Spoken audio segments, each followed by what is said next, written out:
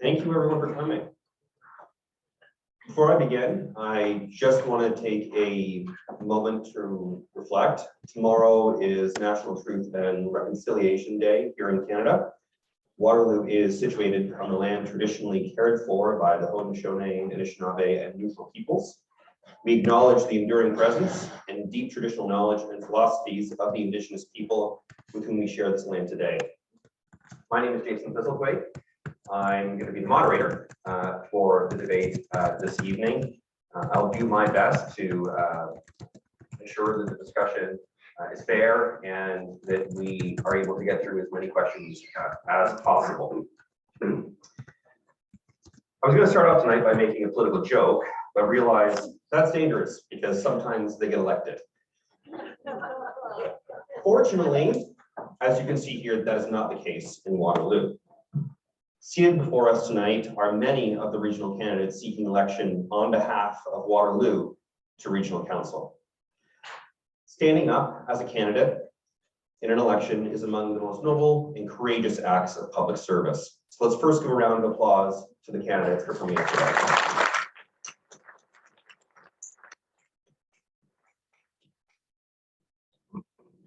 Okay, let's get down to business. 15 councillors sit on Regional Council. The candidates before you are seeking 2 of those seats. Our mayor also sits on Regional Council.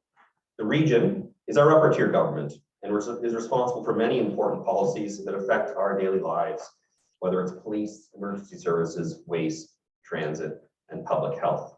Okay, I'm a prof, so I like to get a little bit of background in there about how things are moving. The debate tonight will be organized into 3 parts. First, each candidate will be given 90 seconds to introduce themselves. We'll move from my left, starting with our incumbent over there, and we'll go right across to the right. Second, following these introductions, we will open up the floor to questions. You'll see volunteers holding pieces of paper. They're just at the back there. They're waving. Feel free to grab one and write down a question. We'll collect them and be sure to make sure that they are asked. For people on the live stream, if you are able to, feel free to submit a question as well, and we'll do our best to get to them. A debate like this was held in 2018, and I found that even during the debate, candidates are going to bring up things that you may want to ask a more specific question about. So don't hesitate to run to the back there and get a piece of paper and ask a question. Candidates will have 1 minute to answer each question as they see fit. We're keeping the time short because, as you can see, we've got a wonderful demonstration of democracy here and have so many candidates running for Regional Council. Lastly, we will end the debate with 60 seconds of a concluding statement. We're sticklers for time limits here in Ward 7, so you will hear a cowbell once the time limit has been reached. Thank you, Graham. You hear this loud and clear. So with that, let's begin tonight's candidates debate with our introduction, starting with Jim. Oh, I apologize. We're gonna have to do a little bit of mic tag here, okay? Be sure to talk right to the top of it as well so everyone can hear you.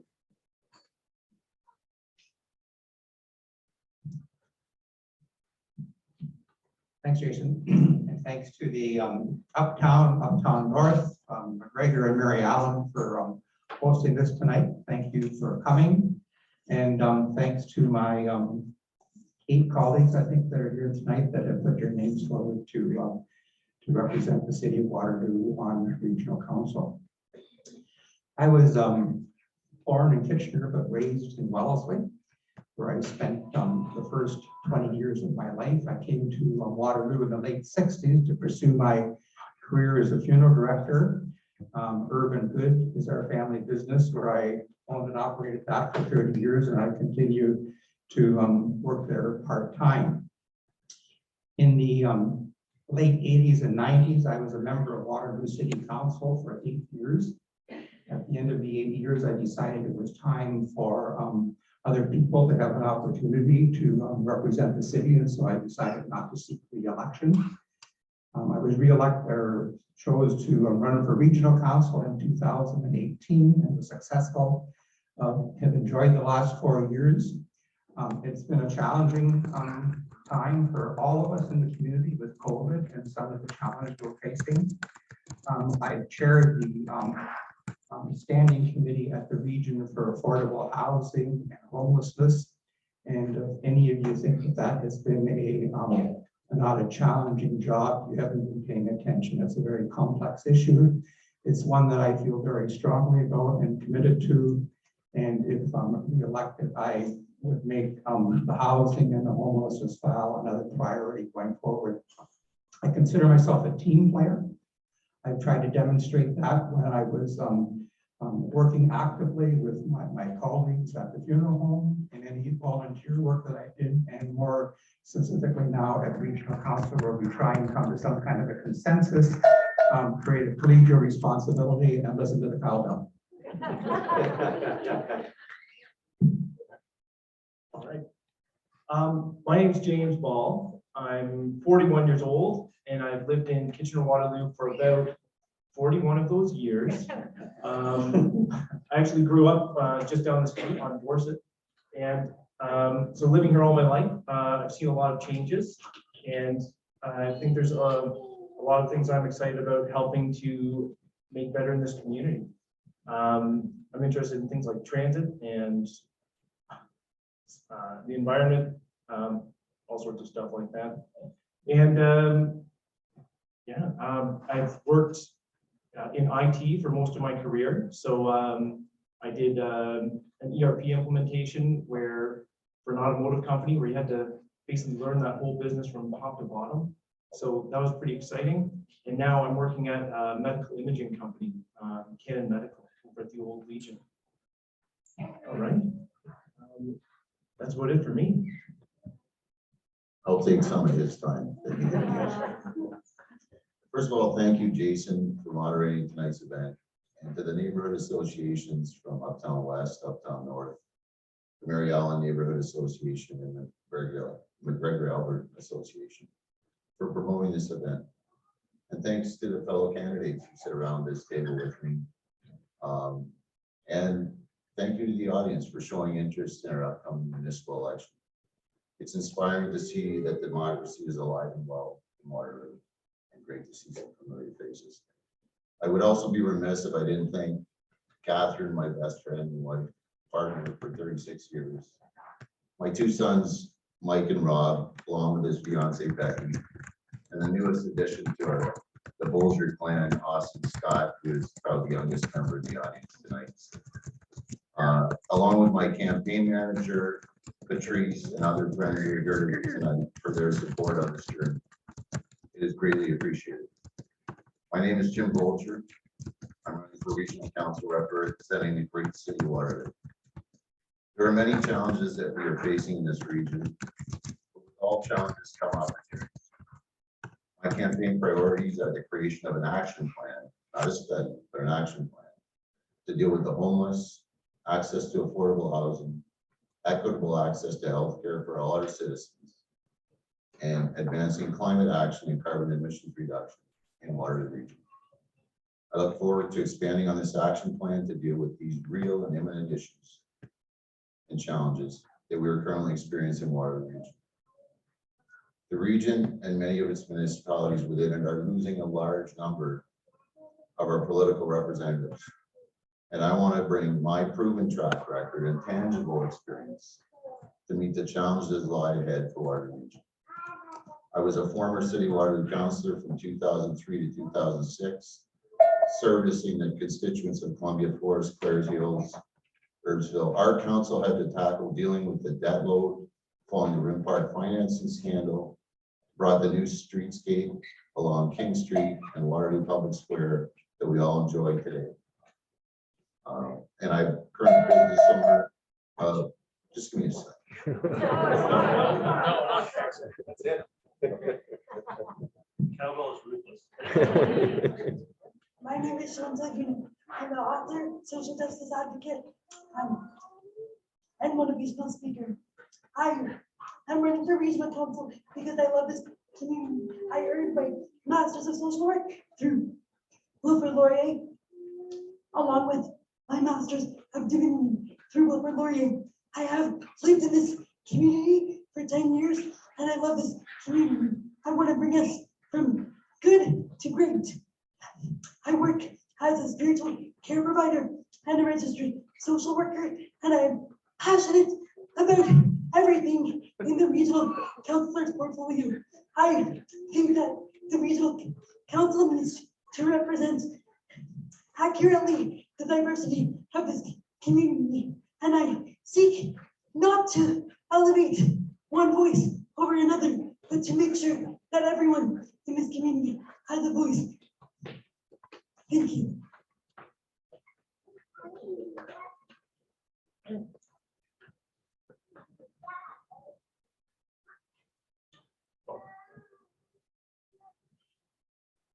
Thank you and good evening. I want to thank all of the organizers, the candidates, and all of you for participating in this event tonight. My name is John Beef. I came to Waterloo 43 years ago to study engineering at the University of Waterloo. Since then, I've had the experience of life as a student, parent, scouter, sports coach, tenant, homeowner, community volunteer, and working professional within Waterloo. Experiencing our region transform, adapt, and thrive during this time has ignited my passion and excitement. Living here has offered opportunities for so many, and I believe with the right leadership, there is great potential for more. Municipal government plays a key role in sustaining and enhancing our great community. Our regional government affects our health, wellness, and aging, transportation, transit, accessibility, water, waste services, to name a few. It can play a key role also in the shaping of our environmental sustainability of our world. Our citizens need a representative that not only cares about these areas personally, but as a citizen of Waterloo has firsthand experience of how these areas directly impact our lives. My work as a volunteer and its experiences in our region over the years has equipped me to think outside the box, solve problems, and collaborate with key stakeholders to bring innovative ideas and solutions forward. If elected, I will work hard to build healthier and more sustainable future for our children, grandchildren, and future generations. And I count Angela, our 4 children and 8 grandchildren in that multitude. I believe in leading by example and walk the talk on carbon footprint. For example, my campaign has deliberately chosen smaller, reused signs, using less plastic and producing less waste. Thank you.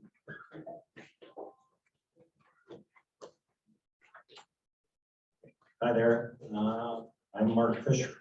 I'm seeking the seat for Regional Council for the City of Waterloo.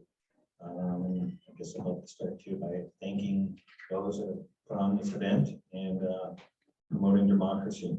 I'm a CPA, CA, and recently retired after 23 years of a local manufacturer in town.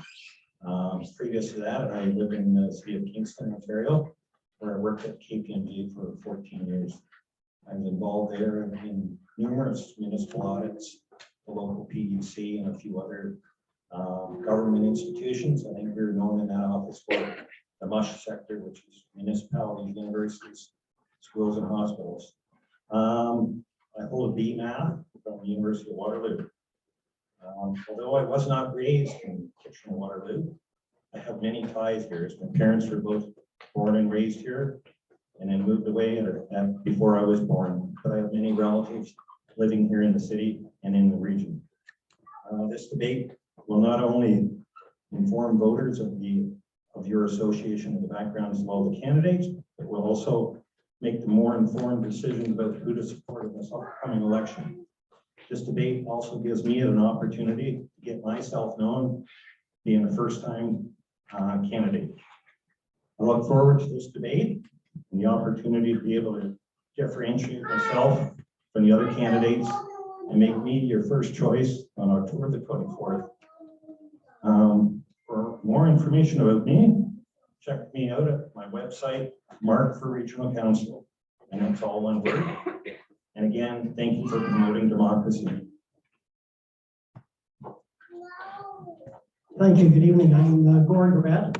And I'm hoping to give back to this community that so nicely accepted us and my family 24 years ago after we had an opportunity to experience all of Canada and had some foreign tours as well with the Canadian court and as a diplomat in Washington, D.C. So as a result of that, I'm looking at leadership, integrity, and experience because I do have I believe, a very unique and a varied background in all of those fields. And I've learned from all of the experiences. I also consider myself to be a lifelong learner, and at the moment have 2 bachelors, 2 masters, and most recently a PhD from Waterloo University. I'm also a holder, if you will, of the Queen's Diamond Jubilee Medal, a medal for peacekeeping internationally in Damascus, Syria, with the Disengagement Observer Force, and I'm also a recipient of the Governor General's, one of the national orders that the Governor General has, the Order of Military Merit in the rank of an officer. So as such, I do believe I have a very broad and unique level of experience that I want to bring to the service of the people of Waterloo. So hopefully we can convince you to support me on the 24th of October in my bid to be a regional councillor. Thank you. Thanks so much, Jason, and good evening, everyone. I'm Cindy Watkin. I'd like to thank the volunteers of the 4 associations for making this debate happen. As one who has moderated many times, I know what's involved, and all of your efforts are appreciated very much. I'm happy to be here tonight to take part in this opportunity for you all to get to know the candidates. I'm a married mother of 3, living and working here in Waterloo for almost 24 years now. I'm a graduate of Conestoga College and a businesswoman working with my husband at his local insurance agency since we moved here in 1998. Running is a natural progression from over 20 years of community service I've given as a volunteer, and with the extensive experience and knowledge I've amassed, I am a strong, dedicated leader, award winner, and advocate who believes in the power of what is possible when people work together. I've seen it happen firsthand many, many times. I'm genuine, I care, and I simply want to help Waterloo Region and its residents progress further. Thank you so much. Thank you, everyone.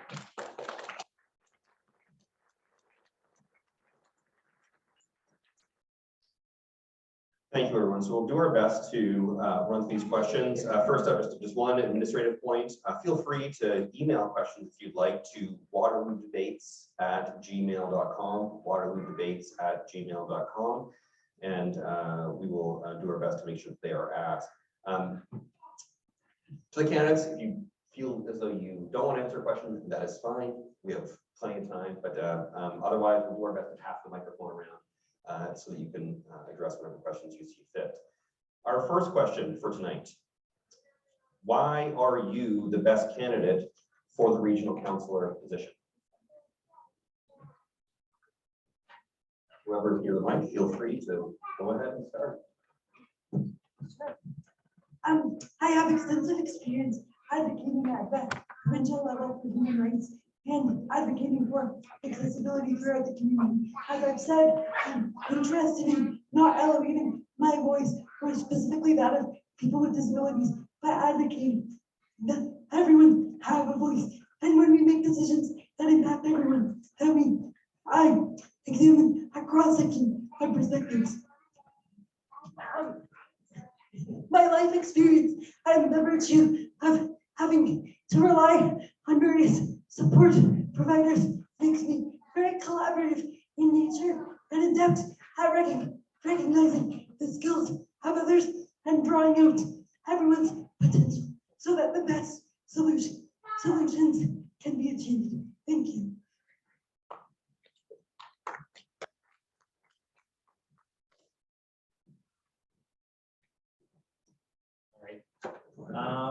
I'm running because I think the region is going to be hit with a big financial impact coming as as a result of the pandemic. I know that the region buried some of the costs from last year in the reserve fund and borrowed from the reserve fund and passed on a lower tax increase than they needed.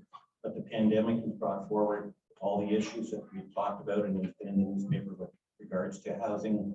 There's going to be a ton of issues to resolve from that and getting resources generated to solve those problems. You got to deal with mental health, with drug and alcohol abuse, etc. as a result of that homeless issue, plus a whole mirage of other issues that relate to that. We've got issues with EMS, and as you know, code reds today, and there's going to have to be decisions made as to where you look for savings within the budget. And I think my background as a financial guy and my experience in audits and auditing municipalities will make me the best guy for the job. Thanks.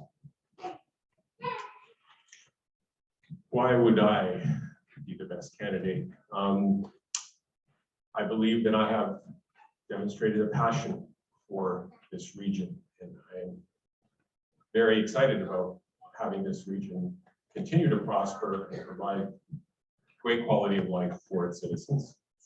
I have a commitment to that. I believe I have relevant experience in terms of my volunteer service on boards, on the Governing Council of Professional Engineers of Ontario. I understand the role of elected officials, and I understand what's required to basically draw a consensus from a diverse group of councillors to basically form a good decision. I believe I have skills from serving as a professional engineer for over 35 years that will help provide out-of-the-box solutions to these challenging problems that this region may face as a result of the pandemic and the economic challenges of our country. And so, having said that, I believe those are the main reasons for my candidacy. Sean. All right, I'll go up next. So I just want to say thank you for that question. But in fairness, I think we only have to be second best because there's two of us, right? Okay, that was a joke. I think I hate to say like what makes me best, but I think some things I can really bring to the table are I've got a lot of knowledge of cybersecurity, computer networks, integrated systems. And I think if we're looking in the future and we're talking about technology and solutions like that, it helps to have a good understanding of what kind of systems we might be implementing. Having, as I discussed before, that big ERP system, you had to know the business from, we described as shop floor to top floor. You had to understand finance, accounting, finding bugs in the software where maybe it's adding up prices incorrectly. And so I've got a pretty good background of looking at financial analysis, and that's about it.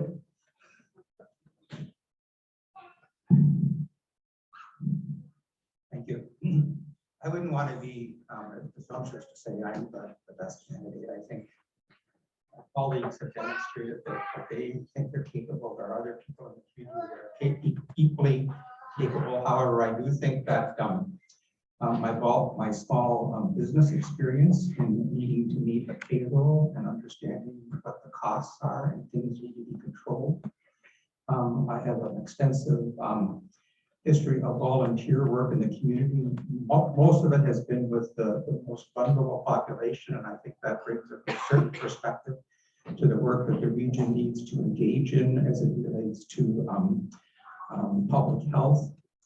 As I mentioned earlier, I think I'm a team player, and there are going to be a significant number of new faces around the regional council table this coming term. And I think it'll be important that those of us that want to work in a collegial setting are at that table to try and bridge that new group of people that are coming on so that the council can operate effectively and serve the citizens of Waterloo. Good timing. Thanks, Sean. JB. Some of the reasons I believe I'm the best candidate, I alluded to earlier with my experience on council, and also on top of the action items I already alluded to earlier. One of the biggest existential threats, I think, to our in kind is climate change mitigation, carbon reductions. It's a huge part of what I do on a daily basis.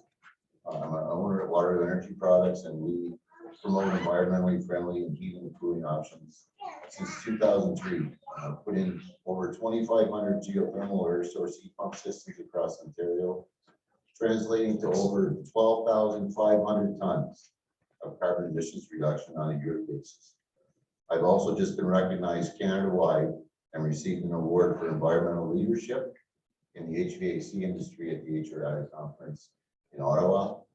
I'm a serious collaborator. When I was on council previously, when we needed a new library and a recreation facility at the west side of Waterloo, I brought the YMCA around the table, the Library Services Board, and came up with a solution that cost us no capital for the rec center and no ongoing operating costs. And I think that's a collaboration we're going to use in the future. Thanks, Jim. Gordon? Okay, thank you. What I'm going to suggest is that with the experiences that I've had nationally and internationally, and many of the points have already been brought up, but I think I would bring a perspective that would be beyond just what we'd be looking at within the region. And there are many other cities that are running across similar situations around the world, and that would be something that I would hope I would be able to leverage to bring new ideas. And also, being a former member of the armed forces, I certainly know about teamwork and how to work with other individuals to ensure that we come to a solution that would be acceptable to address the problem, and also acceptable financially. And one of the biggest things that we have to do when we first get to be council will be prepare for the next budget. So I'm hoping that we can work together on that. Thank you. I as well agree that there's many faces and experiences up here who could do a great job. And it's hard to say I would do the best because there are many that could do amazing things. I think I could bring a unique voice to the table as a mother and volunteer leader and also a team player. You don't get to do the things that I've done and accomplished in that 20-year span without being one of the team. And that is what council does. And I think there's room to learn as we step into that role. We got an email today saying what would be going on in the weeks after whoever is elected. And you know what? It's an amazing opportunity to serve the community. And I think I could do a very effective, good job. Thanks, Cindy. Well, now we move on to some, I'll try my best here to organize the questions by theme. And arguably one of the top of mind themes over the last few months has been housing, and that is certainly reflected in the questions. So I'll begin with a bit of a preface and then get into a couple of questions. Prices have skyrocketed, and average one-bedroom rentals in Waterloo are currently around $1,800. According to affordable standards, this means an individual would need a minimum of $50,000 to be able to afford a one-bedroom. Obviously, this is well above the poverty line, which leaves no affordable housing options for lower income residents. I'd like to know what affordable housing means to the candidates and how they plan to house current residents and the expected growth to the region's population. So maybe we can want to start down there at all. Cindy, since you got last. Thank you. I think that's affordable housing is an unbelievable challenge. And I don't think there's a simple answer. And I think everybody here would agree on that. That doesn't mean we don't start somewhere. And I believe the regional official plan has got some items to assist with that. And if I'm not mistaken, they're slated to begin now up to December 5th in that area. And I think there's some effective means that we can start there. There is no simple magic wand to make it happen. But we do have to begin with what they have put in place and actually applaud what has begun, because we can move forward from there. It's something to work with. Thank you. Yeah, go ahead, Gordon. All right, thank you. So housing is more than just the affordable housing, it's also the homeless and this homeless situation, which I don't know if you want to address in the question later or not. One of the things that the region has done is develop a very good plan, I believe, with a three-pronged approach, which is a positive move. The other thing that is, I believe, quite important is the fact that the federal government has now stepped up with funding, which of course has to be funneled through the province and filtered down to us. But we should be in a position to be able to use that funding. We need to know exactly what we've got for landfill, what we've got for current infrastructure that could be quickly transformed into affordable housing units that folks can use. Thank you. Okay, well, this is a great question. I want to thank the submitter for that. It is a very top of mind issue, housing in this region. I think one of the reasons is you can see it on the streets. You can see that there are unhoused people that are living in terrible conditions as a result of the economic situation that we're facing here. I believe that our regional municipality has a role to play, an immediate role in terms of being able to collaborate with volunteer organizations and community organizations to work on the situation, to provide the services needed, the triage of the situation in the camps to be able to stabilize the situation. But long term, municipalities cannot solve the economic problems that have resulted in this homelessness. And so municipalities have the influence over the land use and zoning and the ability to create an environment to develop affordable housing. What we think we need to do is be less reliant on the, let's say, for-profit development community for affordable housing. And should be looking at not-for-profit organizations like Habitat for Humanity to try and build more of these units. Hey, Sean, anyone on this side want to go? James, you got a mic. Okay, thanks for that question. This is actually something that's very important to me.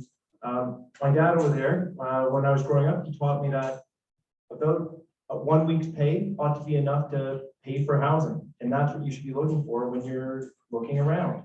And right now, if you imagine, we know that minimum wage is $15 an hour. There's lots of people employed at that wage. If you think about it, that means there ought to be a lot of units that cost about $600 a month for rent. And I think what we need to do is have a system where we're looking at our population growth and looking at how many houses are scheduled to be ready and built going out over the years. And if there's a gap, we need to fill it. And it's as simple as that. And whether it's corporations that are filling it in by doing more development, or whether it's the municipality where we've got to just get those units built, because if we don't have those units, we're out of luck. I know when I bought my house in 2014, I thought that was the peak. I was like, this is crazy, these prices. And we knew back then that prices were going up and that we would need to be ready for it. So I think we need to make sure we have a plan and get that going really fast. Okay, pass it on. Just a quick, excellent point here from the audience. Do you mind, because I can't see who's who, do you mind just start with your name at the beginning of the response? That was James. I'm from the James table. Thank you, whoever in the audience suggested that. Good point. Okay, want to go ahead first, Jim? Okay, Go ahead, Mark. Let's split up the journey. okay, all right. I'm Mark Fisher, and I think a lot of the candidates have already said kind of what I'm saying too, that we need to increase the housing stock that's available. First off, to get more units on the market, and hopefully that supply and demand will follow and we'll get prices down. I think as far as affordable housing, we need a lot more affordable housing units to be built and be built by the region and with funding from the province. And that'll help a lot of the people that have issues affording to buy a home with tiered income housing, and even the ideas of rent to own. There's lots of ideas to bring forward to try and get people into a home, and I think housing, as some people say, is a human right, and I agree with that. I think with regards to the homeless encampment, we've got to understand the breadth of the issues there and have the demographics of who's in there and what issues they're suffering from. be able to get the resources directed towards those people so that they aren't homeless and they have a better life and they break the cycle. And Jim Irvin, that this question on affordable housing would have been asked 4 years ago at an all candidates meeting, we would have focused solely on the affordable housing for the most vulnerable. That this new dilemma of affordable housing for young families, my children, my grandchildren, we've just gone through a process of trying to find an apartment that's affordable for one of my granddaughters. So it's affordable housing has taken on a whole new meaning. I think with the official plan that's been recently approved by the region, we attempted to address that there be an adequate supply of land going forward for development. The piece that is missing for so many is the missing middle, and something hopefully that we can be able to focus on. But there is the land available, and it's not an easy fix. And so the concern for all of us, I think, is not simply for those who are most vulnerable in our community, but also that young families and individuals are going to be able to afford a home of their own for the future.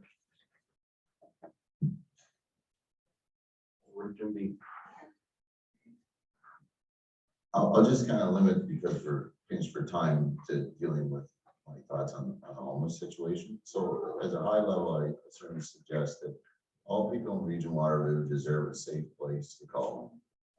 Treat those without homes as humans first. Regional government needs to work with the private sector and governments at all levels to address this issue. It's a complex issue that involves dealing with addiction, mental health, as part of the overall solution.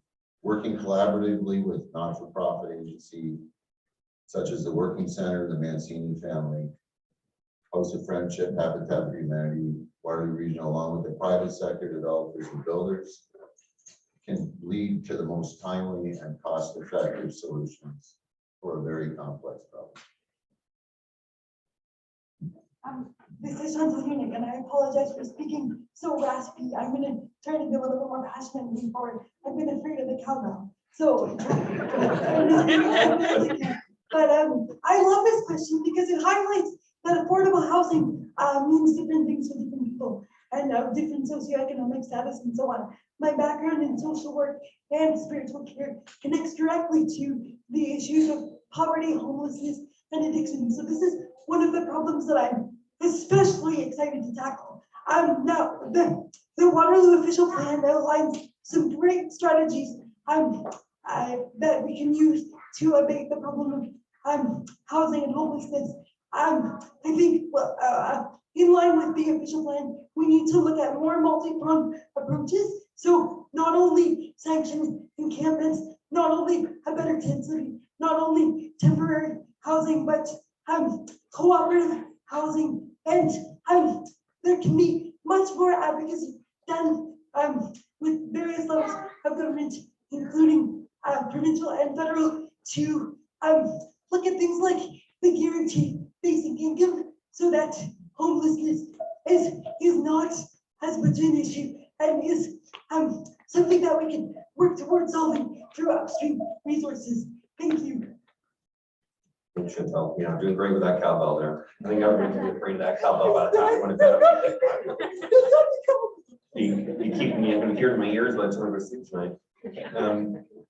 I'm not gonna lay that off that easy on housing. As someone wrote here from the audience, and I agree with this, the devil is in the details when it comes to housing affordability. So let's talk a little bit about some of those details. The province of Ontario's task force on housing has released a report recommending building 1.5 million new homes in Ontario in 10 years. The report also warned that if local governments fail to increase the number of homes, there could be consequences, including taking over local power, local authority over land use planning. It suggested, and this is a common, this is one of the details in zoning that is spoke about, that upzoning single-family residence neighborhoods and allowing as-of-right building multi-unit structures of up to 4 stories is one of the strategies that local governments can use to address housing affordability. If such a policy were to come forward, would you be in favor? And more broadly, how are you going to ensure that the region that the province respects the region's local land use authority through affordable housing measures.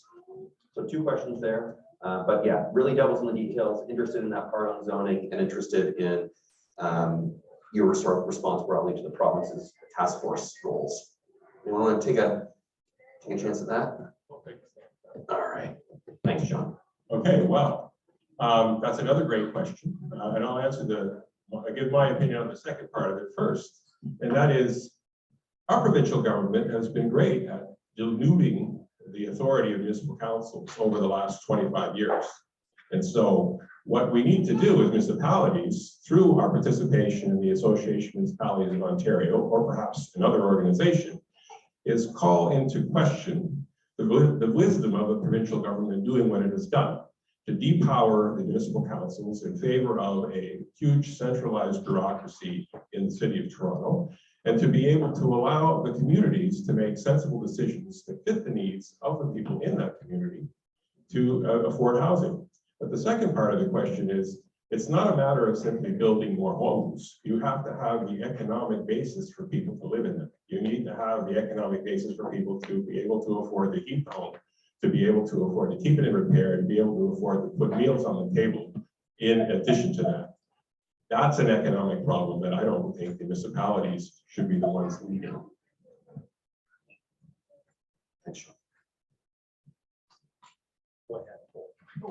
Yeah, I was just gonna say, taking the power away from municipalities Thank you to, again. oh, sorry. Hey, thanks for the question. It's James Wall. And taking that power away from cities and bring it to the province sounds exactly like the sort of thing Doug Ford would be really excited about doing. And I don't really support having the province decide where houses are built in the municipality. I do agree with the idea of increasing density. There's a lot of neighborhoods getting built where we're putting these large single family homes that are, 4,000 or 5,000 square feet. And we're designing these neighborhoods in a way that are not really livable. And I think we need to improve our zoning to make sure that the neighborhoods being built are places that people can enjoy living in, where you have a place to shop and work.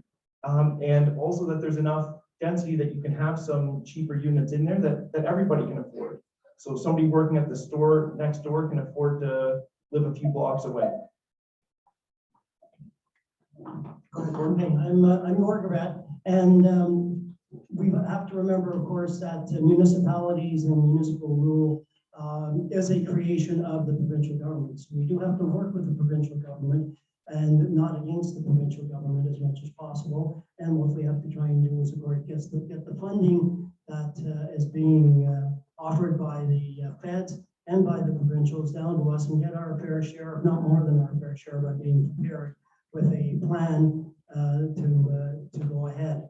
The main issue I think that we're looking at is right now individual homes, particularly the size of some of the lots that are out there, and the size of the homes are really excessive.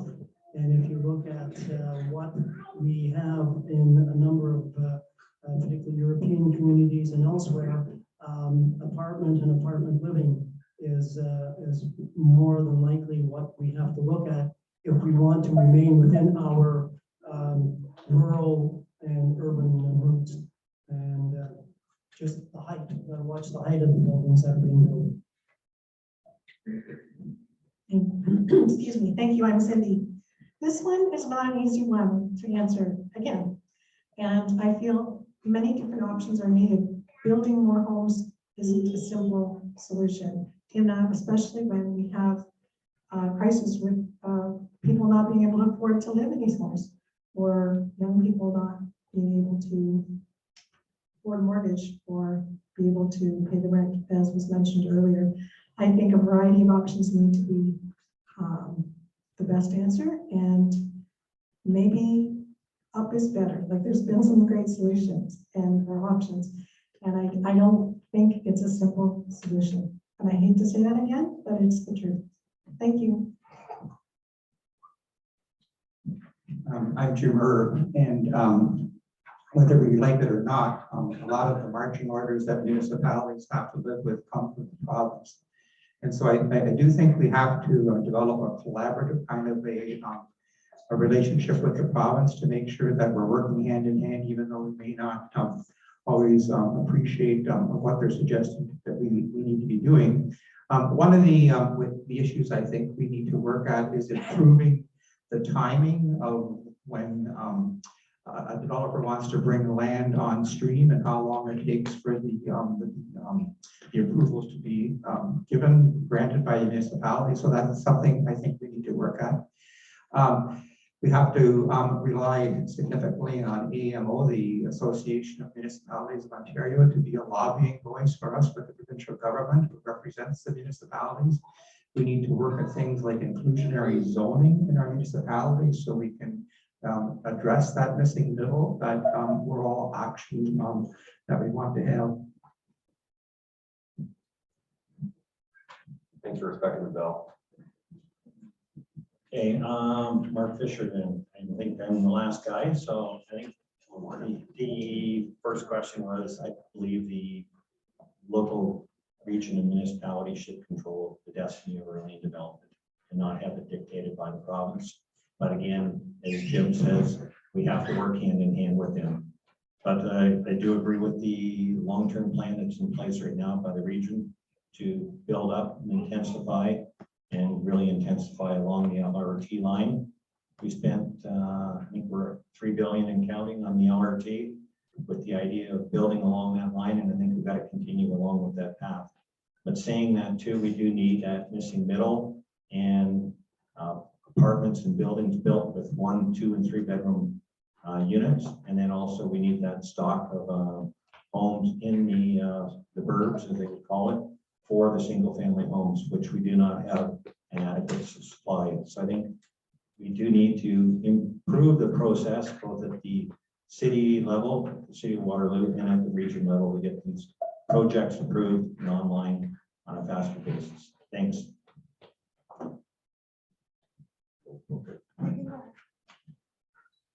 Jim Bolger.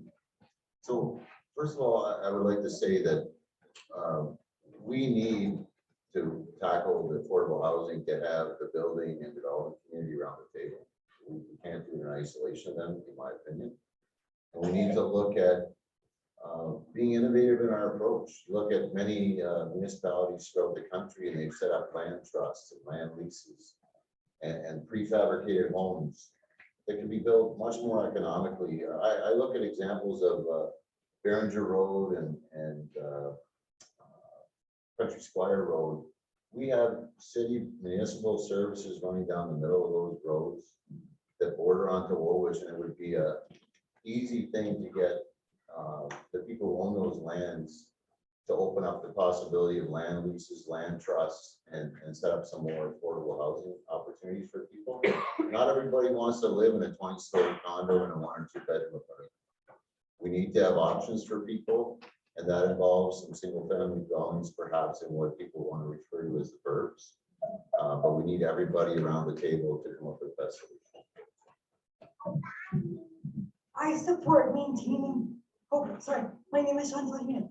I support maintaining the authority of the municipalities and the cities. I think that Waterloo has been known worldwide for innovation in its tech sector. I think we can also be known worldwide for innovation in the way that we support people. And I believe that with innovative solutions like those that I've also already mentioned, and also incentivizing developers to create affordable housing in every percentage of the things that they build is very, very possible and excellent. And I think there's many nonprofits that we can collaborate with to make these happen. If the provincial government sets out a number like 1.5 million houses that is impossible for Waterloo region to meet for whatever reason, then it is within our power and within our duty to demonstrate that and demonstrate that we're doing all that we can to meet the needs of this amazing city. Thank you very much. Some very interesting answers. Yes, it's not an easy solution to fix. I want to do just one follow-up question here on housing, but I want it to be a rapid one. So be as brief as you can, because people are gonna ask about this, and it really is just a yes or no question. You know, there is pressure to obviously expand the spaces that are available for housing in the region. So do you support maintaining the countryside line? Gordon Durant, yes. There, that's rapid. Cindy Watkin, yes. I'm gonna go no, and say we need to annex more land, and especially the city of Waterloo. Waterloo's blocked and there's no more room for development, and we need more land. I'm going to support it because I think we need to make the best of the land we have. I'm gonna say I'll have to look into that. I'm gonna say complex issue, and I gave examples of areas where I think that with the proper planning and whatever, that we can be flexible and not affect the integrity of our environmental protection. So a qualified no. James Ball, and I'm gonna say that housing is the crisis right now, but in the 5 to 10 years, I think food supply is gonna be critical. So I support maintaining the country line. An absolute yes. The urban rural mix of our region is one of the best things that we have going for us, and we have to maintain that. Okay, let's do, thanks for the perspectives on housing. Let's turn it over to another significant issue that was very controversial a few years ago in the region. That's transit. Well, still controversial, but we're done the eye on now. So let's have a discussion about transit. First good question here. We'll do another quick and short one just to get things moving along. Do you support phase 2 of the LRT expansion? Absolutely. And what has to change this time is the province has to come to the table and fund 100% of it, like they have in other municipalities. When the current road was done, it was a third. This time, we've proven that it works. We've proven that it increases economic development along the spur line, and we deserve 100% funding from the province. I use the train pretty frequently, every week or two. Well, maybe not pretty frequently, but occasionally. I think it's fabulous. I support expanding it, and I look forward to phase 3. I think we need more, and I think we also need more frequent. It needs to be more convenient than driving, so that we can get people using transit instead of cars. Conceptually, Jim Bolger. Conceptually, I absolutely support it. There is a caveat. Jim alluded to the fact that if we get the proper funding and support from the province, we're able to do more things to satisfy the needs of Cambridge and our future expansion. In isolation of having that commitment, I think we have to be prudent to review that as part of our normal recourse and budgeting process. Yes, I do. This is Chantal Nick. Yes, I do support phase 2. In this upcoming phase, we need to ensure that portable ramps are put on board so that more people with mobility devices will utilize the LRT more frequently. Here, one good order. John Beef, yes, I definitely support transit, and it's an important aspect of our environmental responsibility. We need to be able, if we need to reduce our dependence on carbon fossil fuels, we need to have an alternative to move us around the community. And so that is the basis for it, the ION, and all the connectors and other mass transit facilities to be able to allow us to move around the region in a practical way. Mark Fisher, yes, I agree with phase 2, and I agree with Jim Erb. We need 100% funding, and get the same deal that the other regions have got.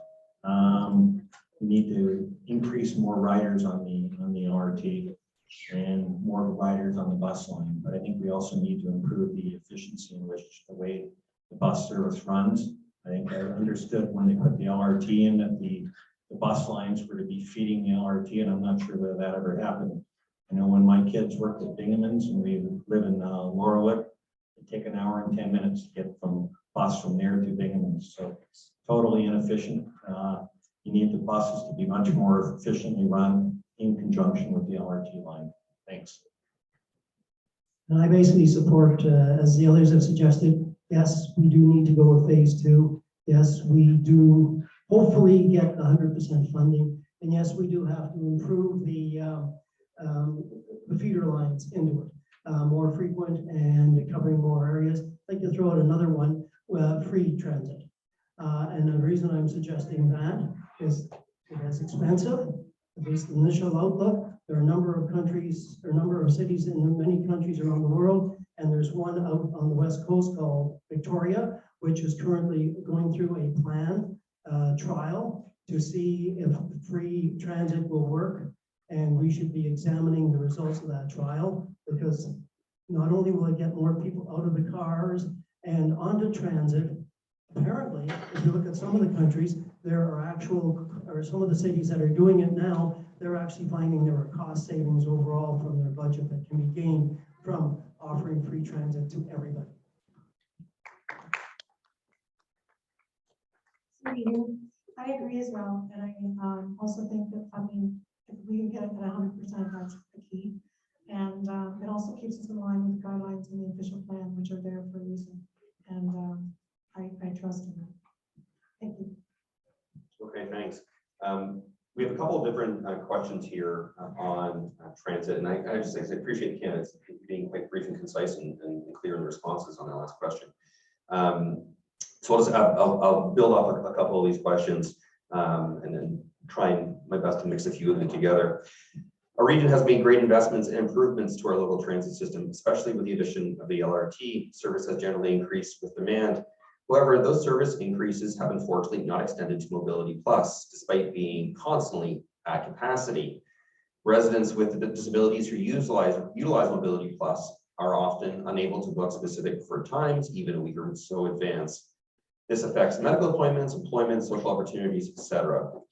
Will you ensure that transit is equitable in our region and that all residents have access to the same transit as non-disabled residents? How will you do that? You want to go? Oh yeah, we gotta. I aspire to do this. I aspire for parallel transit to be equal in every city, and I think Waterloo should be an example of that. I know that this is very challenging, and I think one of the reasons for that is that the transit budget is not only expected to cover social transit and educational transit and volunteer transit and employment transit, but we're also expected to cover medical transit in Waterloo region through Mobility Plus. And I think there can be a lot of advocacy done for extra funding dollars in terms of recognizing that some of those dollars should come out of the healthcare budgets. I'm talking about those that are traveling specifically to medical appointments and dialysis. And I know that this is current. Thank you. I'm scared to tell me again. I know that this is currently being done in cities like Ottawa, and so we can emulate them, learn from them, and do it better than them.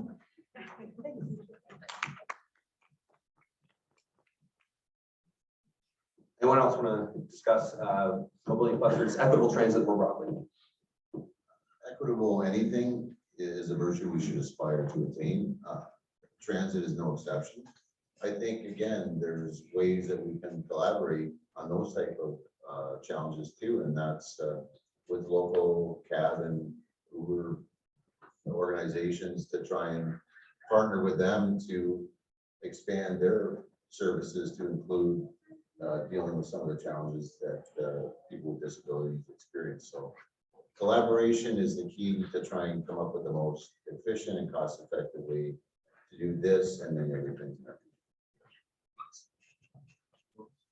Thanks for the question. James Wall. I think that it is the duty of the municipality or the city to provide transit for people who need it. Whether you're able, disabled, etc. You know, if the Mobility Plus isn't available, then in my opinion, there ought to be a system where you can just simply call a cab or anything you need, and that should be expensed, because the municipality should be providing that for you. And so if it's not meeting that need, there needs to be that pressure to get the municipality to put the resources in place.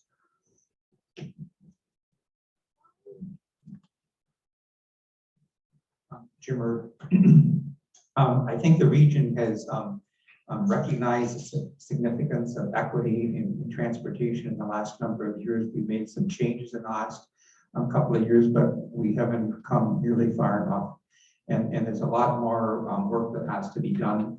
Part of it, I think, is the funding mechanism that we get from the provincial government as it relates to the health component of transportation, which we need to continue to do more advocating for. But we're doing okay, but we can do much, much better.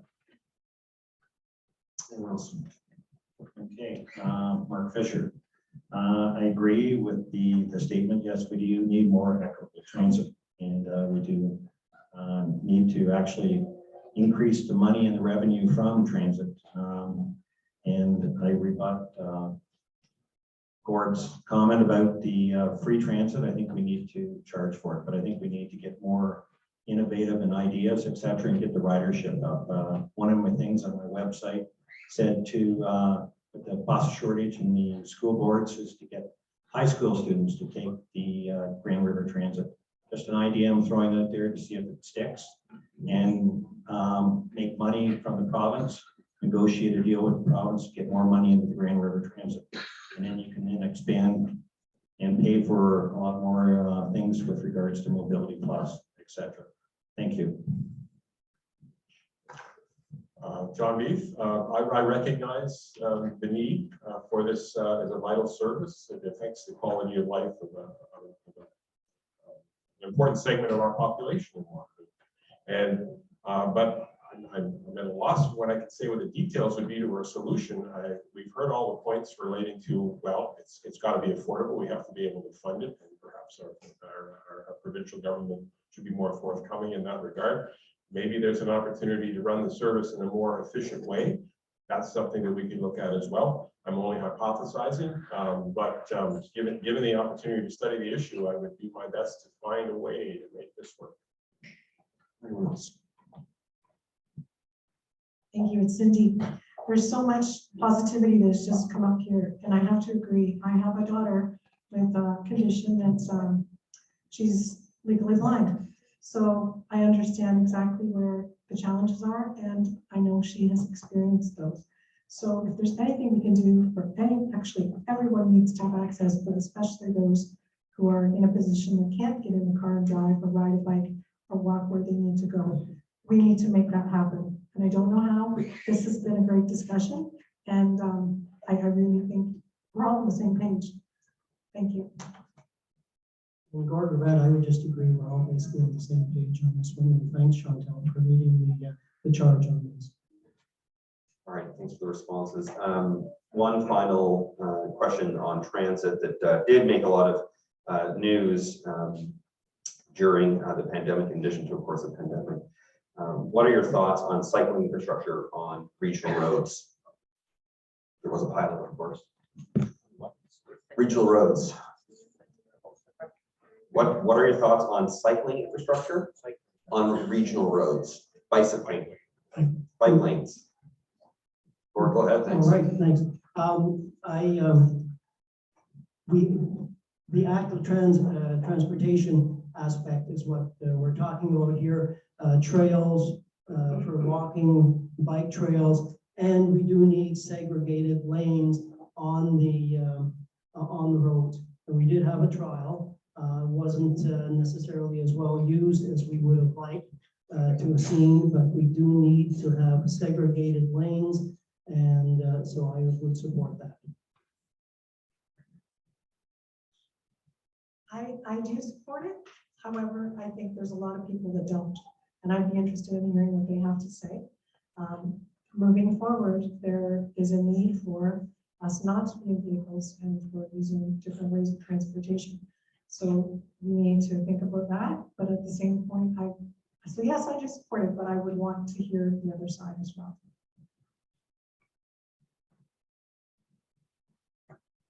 Me to go? Yeah, sure. Hey, it's James Baldwin. Boy, support it. I mean, I kind of rely on it.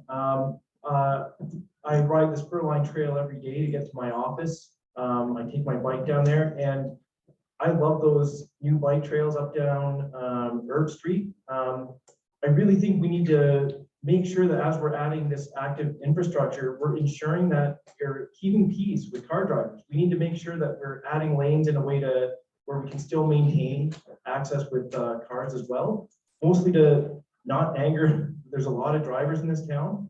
But for me, the measure of a good bike lane is hop on your bike with a couple of kids with you on bikes and bike down it. Like I challenge you to take a ride down, say, Homer Watson and now we've started adding some trails there, but imagine riding down there and following the law, being in that lane with a couple of kids behind you with cars zipping by at 70. That is not a safe way to run some errands. And to me, that is the measure of a safe path. And if an engineer is saying this is a good design, but isn't willing to take their kids on there, that makes me think it's not maybe as good as they are implying. Thank you.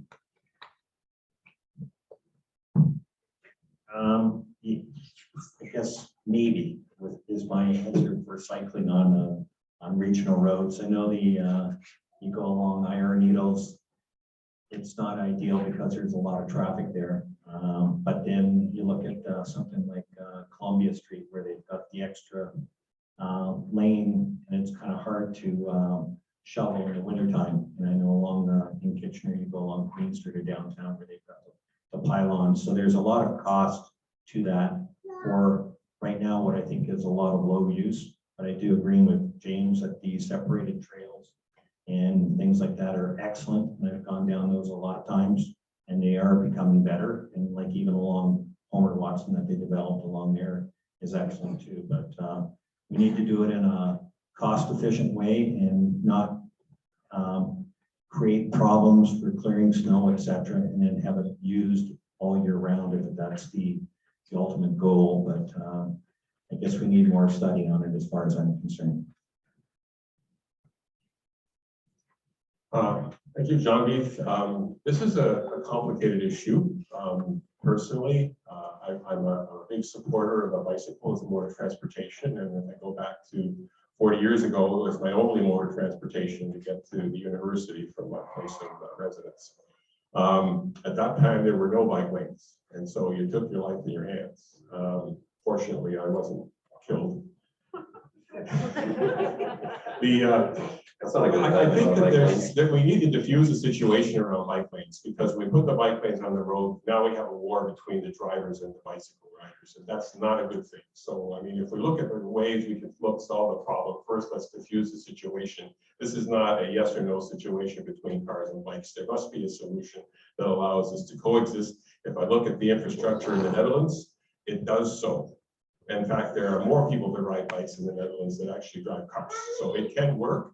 I'm not going to tell you right now that I have a solution, but I'm saying, you know, it's something we need to work on, because active transportation is a vital part of our economic sustainability in this region. Jim, if we're serious about climate change, we have to be serious about active transportation. The two just go hand in hand. And I think that the day has come, and I'm not sure if we talk about king or queen today, but the car is no longer the king or queen. We have to recognize that we have to be able to share transportation facilities with all the people that want to be using it. And so as we're redesigning and building new roads in the region, active transportation has to be a significant element of that. There are people, and if we want to attract a newer and more mobile population to the region, they're looking for those kinds of services, and we have to be prepared to give them. And not only for the cycling community, but we have to also recognize people like Chantel, who the off-road trails that we've built will accept people and that have some challenges, and that they're accessible for that as well. But active transportation has to be a priority for us going forward if we're serious about climate change.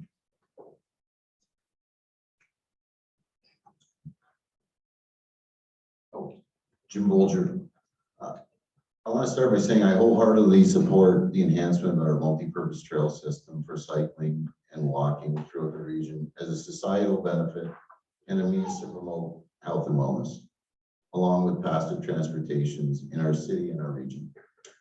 The reality is this, that 1.1% of the entire population of Waterloo region lists bicycles or cycling as their primary means of transportation.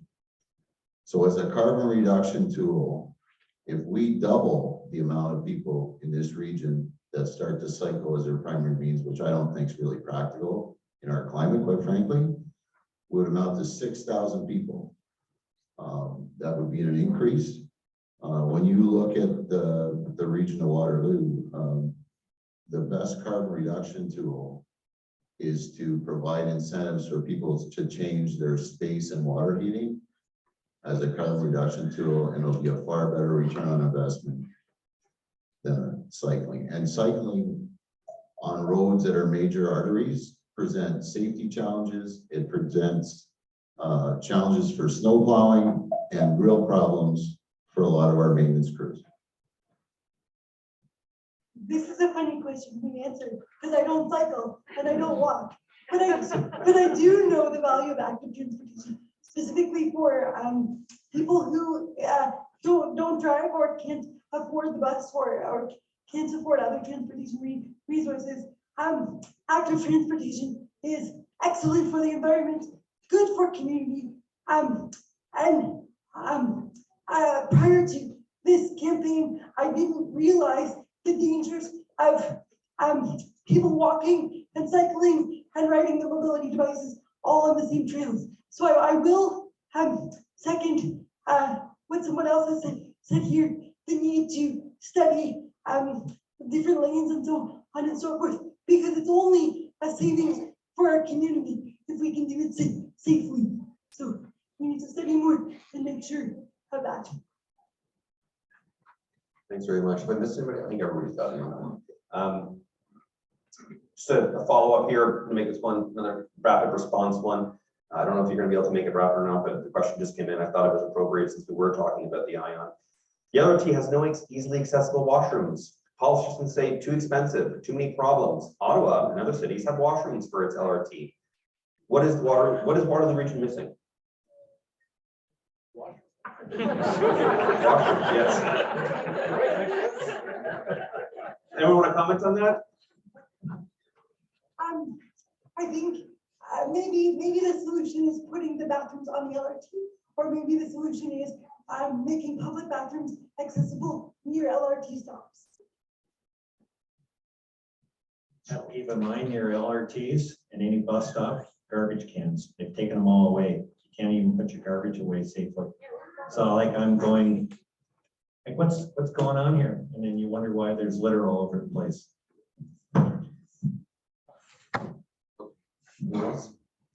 Yeah, I think washroom accessibility is vital, not just for residents and users of transit, but think of like tourists who come and want to zip around. And I think the best would be just, modifying our current stops and putting in washrooms is kind of like, that sounds crazy, but surely we could make accessible like, a Tim Hortons or something nearby where you can pop in and use a washroom and have something cool fun.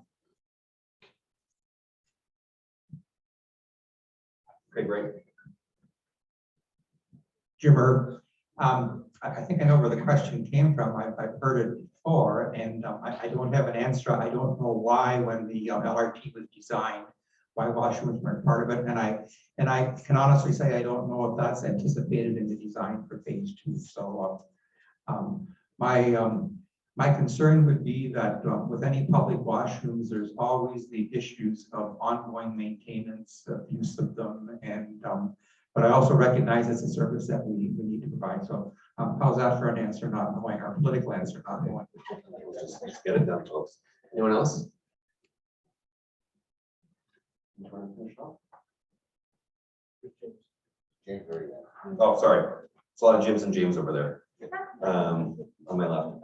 Okay, I'm gonna transit nicely flows into one of the more well, the third most popular area of discussion that we had among questions, and that is sustainability and climate change. So I'll ask a big question here to hopefully, because we are moving through time and we have, it's amazing to see the range of questions that we have. So I have a question here. What measures to lower greenhouse gas emissions will you pledge to implement so the region of Waterloo can keep its promises to put to action the Transform WR climate action strategy and to reduce 50% of Waterloo region's emissions by 2030? You want to tackle that one? I can repeat if necessary.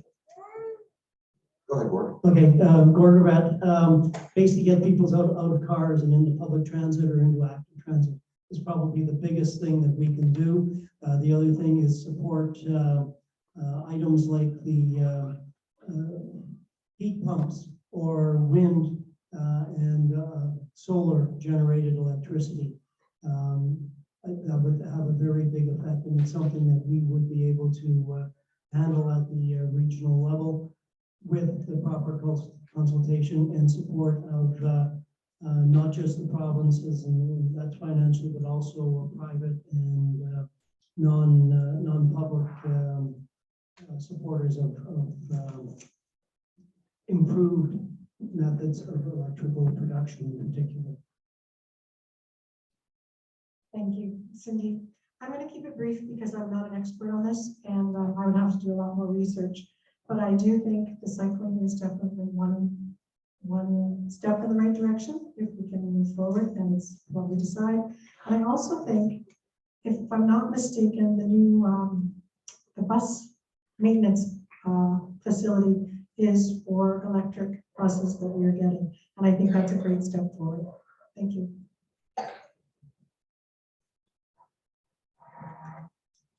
Yeah, thanks for the question. It's James Ball, or James number 2, I guess.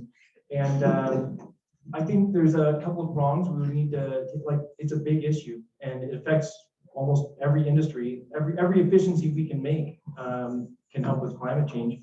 But I think one of the really important things we need to do is not only help with climate change, but increase convenience for people. And I think we need to have at least double the frequency of buses. Having to wait half an hour for a bus to show up and get somewhere makes it not really worth doing.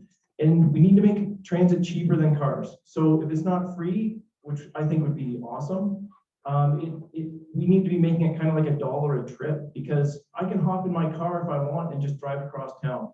What's incentivizing me to sit and wait and then miss an LRT by 2 minutes, and I gotta wait another 15 because it's off, off peak, and then finally it shows up. I get a good feeling because I rode the LRT, but really it should be more than just a good feeling. That thing should be running every 5 minutes, and it should be 24 hours so that people can start relying on it.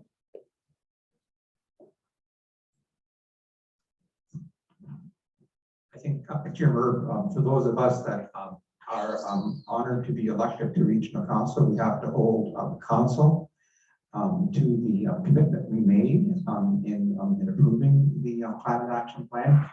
And there's many practical things that we can all do on a daily basis, which include the stage 2 ion, using the ion, active transportation, which we just talked about a few minutes ago. The region just purchased 12 electrical buses that are going to be in the fleet soon. We need to increase the number of charging stations that we have around the community. And a significant piece of the new official plan that we just approved were 15-minute neighborhoods, where we create neighborhoods where people can actually walk to the services that they need. They don't have to get into the car. And so there are a multitude of things that we can do, and we have to do it collaboratively together. It's not just the provincial, the federal, or the municipal governments taking action on it. It's each one of us living our lives daily as to how we interact with the environment that's around us. John Beef here, and this to echo what Jim Erb just said. I mean, it's about the municipal government, municipality providing the essential basic services that will allow people not to drive internal combustion engine vehicles on the roads. And so, yes, it's transit, it's active transportation, it's all that stuff. We need to find a way to put that in place in a way that makes transportation practical without the use of a gasoline powered car. And perhaps there might be more affordable electric cars, so we could replace all the gasoline engines. That might be a longer term thing. However, I think what it boils down to, though, is that if the municipality provides the services, it's still going to be up to the citizens to take the initiative to use them. And I think long term, it's going to require more of a commitment to take a bus, because you have to be at the bus stop when the bus is there. It's so easy for us to just come out and get in the car and drive right when we want to. It's going to require a commitment from everyone. It'll make our life harder to be more reliant on public scheduled services, but that's what it's going to take to solve this problem.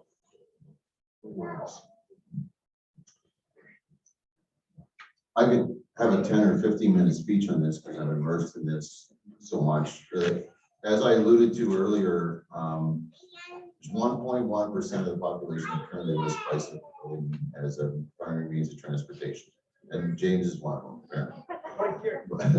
But if we currently have $120 million budgeted by 2031, and if you took that same budget and for potentially 6,000 increase in riders, if you take that same budget and you add to the Greener Homes grant as an example, and encourage people to switch their space, water heating, and vehicles to carbon-free choices for that same budget, and if you got a 20% uptake of households in this community, 41,000 households, 20%, it would translate to carbon emissions reductions of 290,000 tons per year, or 4.3 million over the course of the life expectancy of that equipment. If you spend that same budget on passive transportation, you reduce the emissions by 9,000 tons a year at a cost of over 10 times per ton in carbon emissions. Aspirationally, I support the implementation of free transit in order to make it more viable for riders and make it more incentivized. However, I also want to keep taxes to the rate of inflation or lower. And I know that to do free transit would require a new tax of up to 6%. And so I think that we need to develop a plan to get there slowly. In the meanwhile, I'm in support of implementing Transform WR and accelerating the plan where possible, and especially ongoing electrification of the public transit system. Thank you. Okay, hi, Mark Fisher. I think the hard reality of it is that we live in a big urban city and a lot of people rely on cars. So whatever we do, it's going to be hard. It's going to be awful hard. And I think the region can take a lead by making sure that all the new buses are all electric, all the new cars, et cetera, that they buy, et cetera, for region employees are electric. And then I think also we can help Jim Bolger's business by maybe looking at incentives to installing heat pumps in homes, because people can't afford to convert their existing furnaces to heat pumps, et cetera. It's going to be a slow process to get that converted over. So in the meantime, maybe new builds will have heat pumps.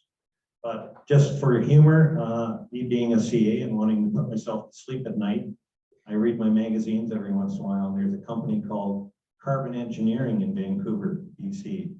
And they've got a technology that's called carbon capture. And this person explains it as being a sort of industrial tree. For trees, the leaves of the bark kind absorb carbon dioxide as part of their natural role in the carbon cycle, but they can keep it up with the rate of humans that put carbon in the air much faster. Our technology pulls carbon out of the air using what's called direct air capture, she says. We need to look at more businesses like that and look at more technology to help with this climate change issue.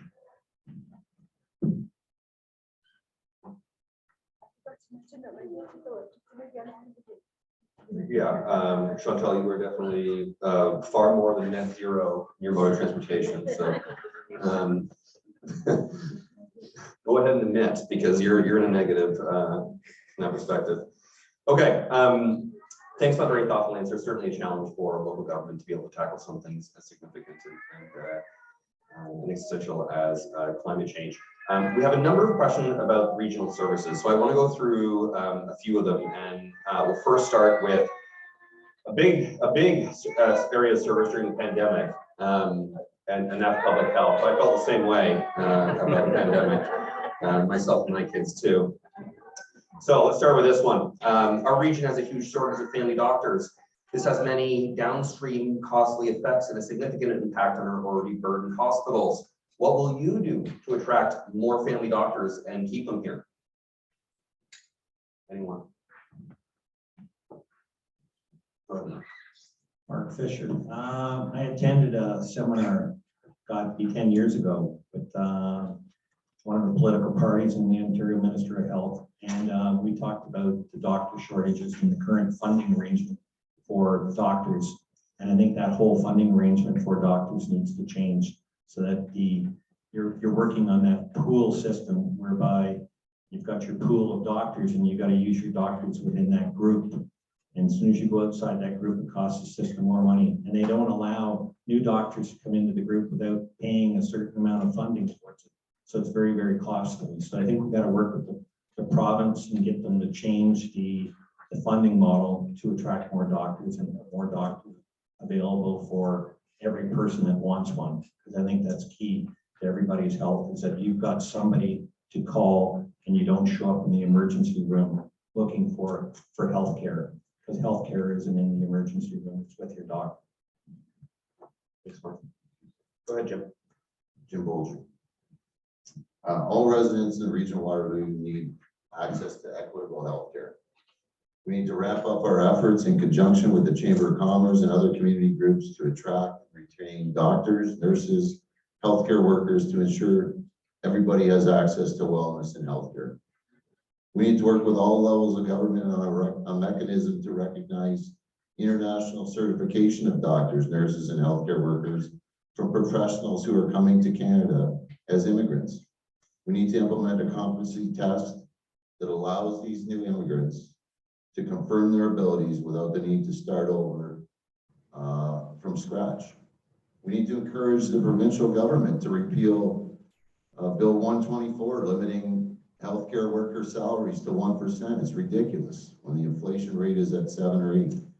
And we need to encourage the provincial government to strengthen legislation to ensure an adequate level of care for our seniors and most vulnerable in our society to get the care they need and deserve. The people in nursing homes during this pandemic have suffered greatly, and we need to rectify that situation. Gordon, just to jump in on this, what we need is healthcare workers. We need doctors, whether they're foreign or locally trained. We still have to get that, and that I think is our biggest stumbling block. I'm not sure there's an awful lot as the region we can do, but once those individuals are identified, it's our job to try and convince them that this is the region that we should be coming to, and that's where we can have, I think, the most of that. Yeah, James Ball, I'd say I have to agree with a lot of the sentiments here. I think it's up to the province to be giving that, to be feeding in and providing those doctors. They control the credentials, they control all of the pay, everything. And the nurses that I'm talking to lately who are leaving the field, there's two main reasons. Not enough pay, a lot of because of that Bill 124, and then also just being overworked. And what's ridiculous is they're leaving and then going to work for a private nursing company, and then the province is happy to hire from those private companies to fill in the gaps and pay 5 or 6 times the going rate for a provincial nurse. So I think the province has a lot of issues, but really, like you say, once those doctors are provided, we've got to make this the best place to live so that they want to settle here instead of Toronto or Ottawa or somewhere else. I think what we need to recognize in our two-tier system that while the regional government is the Board of Health, we are not responsible for healthcare. That is a provincial responsibility. How I think as a municipalities, we can provide the foundation to attract healthcare workers to our community. And so that means good educational facilities, good neighborhoods where people can live, entertainment and cultural facilities, maintaining the urban and rural mix that we have here. And we also have to be able to advocate for new healthcare facilities. The province recently gave us $5 million to do a joint master plan to look at a new medical facility here for the region of Waterloo, which we desperately need. And we get a facility like that, we're going to be able to hopefully attract the kind of workers we need. So there's so many things we can do as a community to build that foundation to attract the medical professions to come here, and we all have a part to play in that. Sean Beath, and yeah, I'm detecting here that we have a consensus on the table. In fact, this is all, we all agree that this is an important issue. And I think as Jim Herb has just put it, it's the regional municipality that can build the foundation on which we could attract a higher number of healthcare professionals to practice here through the facilities and the services that the municipality can provide. I think that's an important priority. And then we just put it to the self-regulated profession, the College of Physician and Surgeons, and call upon them to ensure that we are able to provide more trained professionals in the profession. That is what we're lacking, is the gateway to practicing medicine is to actually get your license so that you can do it. That's something that has to be done, but we can't do it at the region. We have to hope that our colleagues in the College of Physicians and Surgeons will hear the call and make it happen. So in recognition of, sorry, this is Chantal Humes. In recognition of the fact that healthcare is a provincial rather than regional responsibility, where appropriate, we can practice solidarity with medical professionals who deserve more pay equity than they're receiving. And we can develop innovative ways of working with people with different credentials, be they educated in different countries and so on, or educated with different programs such as nurse practitioner. And I think that if we accomplish all of the things that we've been speaking about here, so transit that works, sustainability, and all of the other things that make Waterloo such a great place to live, then naturally more doctors and medical professionals will want to be here too. So, next, go ahead, Cindy. Sorry, Cindy. I agree wholeheartedly with so much has been said here, except I'm going to add, no one could have predicted the pandemic, and it affected all of us in a different way, whether it's financial, physical, mental, however, and I think the healthcare workers, while they were essential and so needed, they took the brunt of so much through all of this. So we do have to do what we can as a region, but yes, it is a provincial lands in the province, so we work together with them. We do make Waterloo the best that we can, and we have to really be patient with those folks who've done everything they could to keep us healthy over these last 2.5 years. Thanks. Okay, excellent. Moving on to our next service-related question. We did have a question about, I should say, paramedics who are struggling on the job, but I think a few of the candidates actually addressed some of those issues there. Some of which is beyond our control, higher pay, as Chantal said, making the community a better place to be. So thank you for that question. But I do want to get on to some other services. A big one, of course, the largest chunk of any local government's budget is police. So there's a good question here. I have a question about police budgets for all candidates. More and more of our local tax dollars have been going into police budgets, while funding to community services, many of which are essential for the well-being of our community, has been decreasing, growing harder and harder to come by. Previous regional councils have claimed that their hands are tied when it comes to the police budget. How would you address this growing disparity? And could you please clarify if you have a position on whether or not there should be a reallocation of the police budget towards community services? Mark Fisher. I came from a family where my dad was chief of place in my hometown, so got a little bit of knowledge about policing, but we do need to allocate more money to mental health. I think it's wrong that the first call to a situation where there's a mental health crisis, to have the police show up. I think the police need to show up with people trained in mental health and help deal and de-escalate the issue before it escalates into something else. I also think too, with regards to delivering patients to the hospitals and to the emergencies rooms, I think they need to be triaged and diverted away from there and taken away from, if you have a mental health issue, and taken to another location. It doesn't need to be in the emergency room because that's not where you're going to get medical treatment. So I think we need to prioritize some of that. Budget overall, I think for policing, it's where it needs to be. I think I can't see it increasing, even though crime has been increasing, but I think we do need to make a reallocation of resources. Thanks. Thanks, Mark. James, go ahead. Hey, it's James Ball, and thanks for that question. I think in the last few years, there's been sort of an expression of, honestly, there's distrust with the police from some groups. I think we need to make sure that we are building trust between the police and different neighborhoods. One thing I'd like to see is police training programs. I'd like to see ensure that every community is able to provide people to audit that and just make sure that they're happy with the police force. I do think we absolutely need those police. You need when something hits the fan, you need to be able to call a number and have someone show up and take care of things. But I also think a big problem with police is that a lot of the crimes that I'm exposed to or hear about, police come, they report on it, they make a police report, and then, you know, no one's really investigating what happens with your bike that was stolen a few months ago or your shed was broken into. And so I think there is some frustration there. Yeah, I think once again, the police get to drop the budget and the region we have to sign off on it. But I think that we should make sure that we're getting our money's worth. And I think an ounce of prevention is worth a pound of, sorry, 1 gram of prevention is worth a kilogram of cure. Thanks for the metric.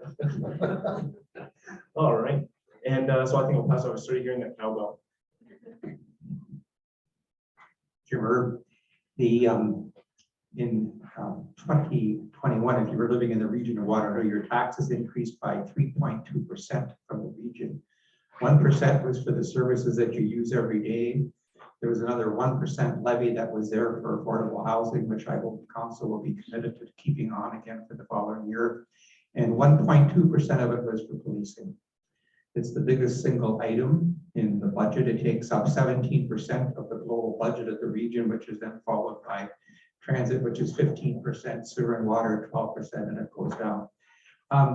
We approve at the regional council, we approve a global budget for the police, but we do not have any conversation in how those funds are allocated within the services. That's their responsibility. And that is in the Police Act of the province of Ontario. And I know it's difficult for some people to understand that, but that's just the reality that there is. The last time I looked at the paper, which is today, crime is increasing in our region, unfortunately. We're in this 401 corridor between Toronto and Kitchener, Waterloo, and London, where it's just all sorts of things are happening along that corridor that increase the rate of crime in our region.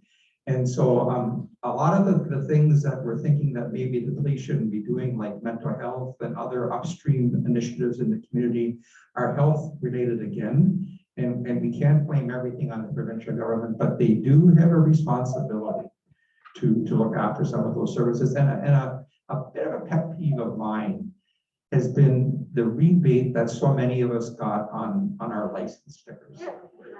And in the region of Waterloo, and I think I'm right, and turn your pen upside down as if I'm giving the wrong number here. That amount of money added up to $40 million. And if you think what that amount of money could do in the healthcare sector, sorry, the bill went down.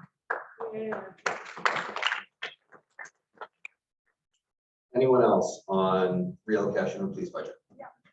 Chantel. So I think that sorry, this is Sean Simon speaking. I think that the rise in crime is partly attributed to the social determinants of health, which include housing and income, which we've already spoken about, and also a sense of belonging and social development and the ability to access supports and reach one's potential, all have an impact on crime and recidivism.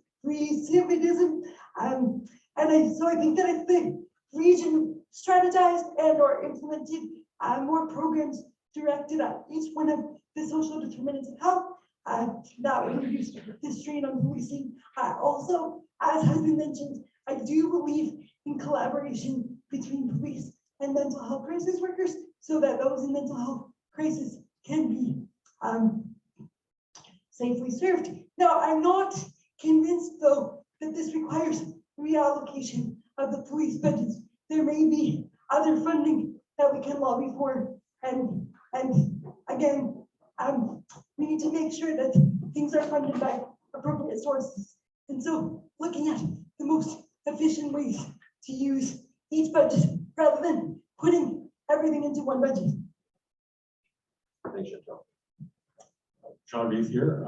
So on the question of the police and the cost of policing, I think that there is merit in the consideration of, are we asking our police forces to do things that they're not equipped to do? And as Jimmer put it, the healthcare, mental health issues and so forth, the things that a police officer is called into the public to deal with, and it may not be their strength to do. I think there's a worthwhile conversation to be had with the right people at the table, including the Attorney General of Ontario or whatever ministry it is that's responsible for the Police Services Act, to basically figure out how we solve this problem. And so we don't have the unfortunate incidents that often occur with maybe mental health people that are killed or injured as a result of, an incompatibility of services. It's not just an economic argument, it's also a quality of life argument. Gordon, I agree with most of the items that have been mentioned here. No reduction of police budget is not on the table as far as I'm concerned.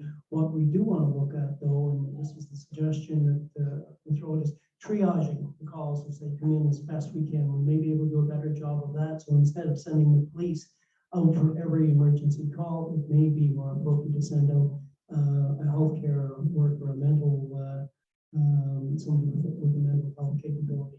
So the triaging could help reduce the amount of calls that are needed and keep the police from the crime side of it. No problem. The province, first of all, I don't suggest that we need to lessen our budget for our police force. I think if you talk to the police in this region, that they're very short-staffed and dealing with real crime issues, human trafficking included, and a whole gamut of things that are problems in our community that myself and many others didn't even know existed. We need to lobby the province again because they've abandoned support for mental health. We need to get back to basics with crime prevention and teaching people alternatives to inherited lifestyles. Prevention equals less crime. And one of the biggest things that I used to get inundated with when I was on Waterloo City Council, and I would suggest it's probably no different, is parents concerned about safety in school zones. And it's impossible from a budgeting perspective to have police sitting out in front of a school every morning to deal with those issues. We've recommended passive opportunities such as photo radar to penalize people in school zones to deal with those kinds of issues. But the more we pull police away from the issues they perhaps should be dealing with on a daily basis, the less time they have to deal with those real issues. Thank you, Cindy. I don't think the budget is out of hand for what the services that they do provide. I do think that safety and health go hand in hand. So perhaps the community services portion should be increased, but I don't know where the funds would come from. Thank you. Thank you for being concise. We have just a few minutes left before the concluding statement, so I'm gonna ask just two more questions, and I'd ask the candidates to just think about the interest of time and being brief. I just want to get one question that asks about our marginalized communities here in the region. How will you ensure the queer, trans, Indigenous, non-binary, disabled, racialized, and other marginalized residents are valued, supported, and welcomed in our community? I know you spoke a little bit about this, but feel free if anyone has wants to say a few words, and then we'll move on to our final rapid question before concluding.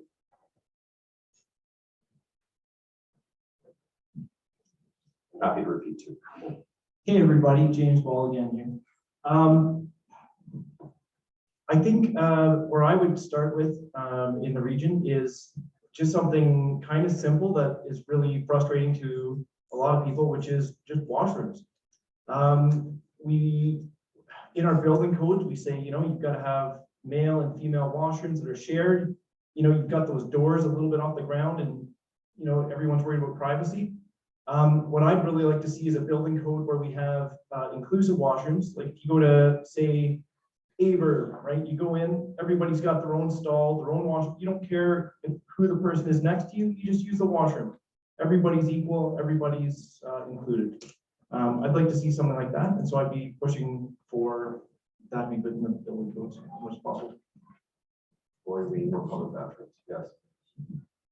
Jim Herb, I would just say, go to my website. I have a whole section on there on belonging and feeling included. I think it's fundamental to who we are as human beings to create a community that everybody feels that they're included and belong. At the region, I think we've made significant progress in the last year or in the last term, where we have now a team devoted exclusively to equity, diversity, and inclusion. And most recently just hired a director of Indigenous affairs. And so I think we're on the road. We've got a long way to go, but I think we're going in the right direction. Mark Fisher, I think read it too in the paper with the region did hire equity and inclusion person as well on the staff. So that should help. And I think short answer is we just got to treat everybody with dignity and respect and accept all for who they are and love everybody who they are. And I think with regards to policing, I think one of the ideas I had before is there needs to be more outreach for policing to the Black and brown communities and any other communities to build that trust with the police so that the first number you call, like in Saskatchewan, isn't to the chief of their band, it's to the police. It's not to somebody else. And I think that trust and bond needs to be created there somehow or another. Anyone else quickly? Jim. I've always looked at this region as a great example of diversity and inclusion. Regardless of your ethnic background, religion, gender, or sexual orientation, mental or physical disability, you should or are being included and feel welcome. As we identify any shortcomings to those goals and aspirations, we need to challenge them, and bullying or abuse of any kind shouldn't be tolerated. But I was just at the Lumen Festival on the weekend, and we have a beautiful mosaic of different cultures, and there was people speaking probably 8 or 10 different languages as I walked by in the street, and different colors and whatever. So I think we need to celebrate the good we have and challenge the bad as it rises up. I'm very blessed to feel like I belong in Waterloo region and to know that I have valued roles here. I don't think that I'm special. I think that everyone deserves to belong as much as I do. And I think that it's really important that all of our regional spaces be designated as safe spaces for people of various sexual orientations, people of various genders, people of various races, race, ethnicities, and faiths. And I think it's really important for regional councillors to lead by example and to show themselves as if not allies, certainly friends. The only reason that I wouldn't consider myself an ally of every marginalized community is because I don't feel like I do enough on behalf of each specific community. Each specific community has different needs and different desires, and it's up to us to listen and learn those and make them a part of our region. That's excellent. Okay, I'm gonna do a quick rapid question. It's yes, no for the concluding ones, and it's a good one. It's on governance. I saw on Jim's website that he's a bit of a nerd for governance. So, do you support amalgamation between the region and our municipalities towards one tier government? Yes, no. Potentially, I would say yes. At present, I would say no. It's on my website. It's Mark Fisher. I say we should look at merging the city of Kitchener and the city of Waterloo and have that combined city being part of the new region. I think on my street, I'm one of 3 people on my street where it's English as a first language. I don't think it no longer makes sense to have 2 municipalities in this combined city of Kitchener, Waterloo. Thanks. Sorry, that was more than one word. I don't think you can answer this in one word. My view is that we could do with one less tier of government, and I'll leave it at that. At present, I would say no. Can't really give a short answer on this, but I think we need to entertain looking at this, because I think if we don't have a discussion, an open discussion with, in particular, Kitchener as a viable partner to amalgamate, that the province may mandate it. And I'd rather do things on our terms as opposed to being mandated on their terms. I think my preference is to keep it separated. I like having the region in control of certain things, keeping services consistent, but I think people want to be able to run their own community. And I think smaller communities are more democratic. Jim, the question was, are you in favor of single? Yeah. Yeah, yes. It ain't gonna happen unless the province mandates it. Don't disagree with you there, Jim. Okay, let's do our concluding remarks. Each candidate free to share the last few things before concluding tonight. So why don't we start on the right side? We start on the left before. Cindy, thanks everybody for coming out. You know, just to sit here for 2 hours and listen and learn, you've done a service for yourselves and you'll tell people what you've learned tonight. I've learned a lot sitting here and I've shared a little bit of what I think and feel and know.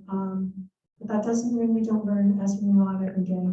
And I think we have a right to vote, and I think we're fortunate to be able to. And I hope you take the opportunity to do so on the 23rd. And if you'd like to vote for me, there's some great candidates up here. Thank you. Gordon Gravatt, I would suggest that first of all, I want to thank all of you, and this has been an excellent learning experience, and since I'm a lifelong learner, I've thoroughly enjoyed the whole process of being a candidate and learning from so many different groups who approached us and from some of your questions tonight. And even though I've given answers that you may not agree with, I'm willing to learn why you might not think that what I've said is correct, and certainly be willing to correct it if I have to once I learn more. So thank you very much, Jason, for chairing this and for your organization to set it up, and for each of you to be here tonight, and for those of you that are still here for sticking it out as long as you have. Appreciate it. GordonGravatt.ca if you want more information. Thanks. Hi, Mark Fisher. Again, thank you very much for tonight's debate and all those who participated in our sharing of ideas. I'll admit right off the top, don't know all the answers, all the problems, and all the issues in the region that it's facing or going to face in the future. But I'll ensure that when I get involved in it, I'll give it my best efforts to understand these issues. I'll listen to the experts and make an informed decision and make it collaborative with whoever. I will challenge the status quo and ask the questions that need to be asked. Are we doing it the best way? Is it serving the needs of the citizens of Waterloo, etc.? I believe we're going to need to make choices in the upcoming years as the pandemic has brought to the surface a number of areas that have been underfunded or overlooked. We'll need more resources to resolve those issues in the future. Who better to help resolve those issues than a finance guy? Me. And a person with experience and someone who will challenge the status quo and look for new ideas. I'm open for new ideas and I'm willing to listen to any new ideas. I hope you'll see from my work and my professional experience that I'll be your right choice to support the upcoming election for Regional Council. On October 24th, I ask you to vote for me, Mark Fisher, for Regional Council, and you can get that more information at my website, markforregionalcouncil.com. Thanks. Well, thanks to the organizers. I echo that. In closing this evening, we've heard from most of the candidates for the position, the ones that have considered attending. We've heard a consensus on many of the issues before us and slight differences on some. We had a glimpse of our personalities and our motivations tonight. And so now the choice is yours. For me, I will remain approachable, that my opinions are informed with as diverse a spectrum of stakeholder input as is available. I will honestly provide a full range of insight from my skills and experience to council that we can collaborate toward the best decisions for the Waterloo. I will remain true to improving the three priorities that I've stated in my platform: the quality of life for citizens, the value of the citizen from the money spent, for citizens from money spent, a local economy providing income for the life and opportunities for their livelihood, all the while decreasing the detrimental environmental impact of all of our activities. And I will lead by example. I'll walk the talk. I hope these are the reasons for you to vote VEEF for Regional Council. And if you need to find more information, just Google John Beef Waterloo. Thanks, John. Good talk. If elected, I will continue to be publicly present as I have been throughout this campaign. I will commit to using all my skills, education, and experience on behalf of this region in particular. I'm very passionate about this community, and I hope that you elect me, and I hope that you reach out with all of your skills, experience, and expertise so that I can bring them to the middle table. Thank you. Jim Bolger. First of all, thanks for everybody who's participated tonight. It's a great to see democracy alive and well. My commitment to you is simple. I've been a resident of Waterloo region my whole entire life, and the city of Waterloo for the last 30 years. I love this city and I love everything about it. I will bring a true impact record in politics, business, and community involvement for Waterloo and representing you at the regional table. I have strong understanding of the importance of a budget review and the constraints that challenge us in improving efficiencies in delivering services for taxpayers and customers. I will start by listening. Everybody's input is valuable. I have a demonstrated history dealing with the demands that exist to serve the citizens of the city respectfully, both from a monetary and a transparency perspective. Collaboration with business owners to maintain and grow our local economy is paramount. And in simplistic terms, I believe experience counts, and I want to bring that to the table in representing the citizens of Waterloo. I encourage you to visit my website, jimbolger.ca, and if you have any questions at any time, reach out. And if you're interested to helping out on the campaign or contributing, again, I encourage you to see the website. Thanks, everybody. James Ball. And I mean, everyone here is fighting for your #1 position, but I just want to remind you, I just need to be your #2 choice, and I'm happy to settle for that. And what I want to make sure is, as this city is growing, we need people who care about like having a vision for what this city is going to become. I don't want to see it turn out like Liberty Village in Toronto, where you just replace what makes a community have heart with a bunch of cold steel and glass condos. I want to make sure that this is a great place that people look at and say, this is a community we should be more like. I don't really have any special interests or money, anything like that. I just have a lot of love for this community, and I want to see it grow, and I've got a lot of passion for it. So just consider me, and I'm gonna just say thank you very much, merci beaucoup, al shukran, and nandri, and